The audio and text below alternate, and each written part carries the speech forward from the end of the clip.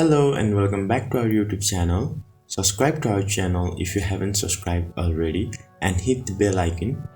Today we're gonna learn how to change Instagram password on iPhone. Start with opening your Instagram application. There on the bottom right corner, you can see the profile icon or your profile picture. Tap on it and it will take you to your profile. Now click on the menu icon that is on the top right corner.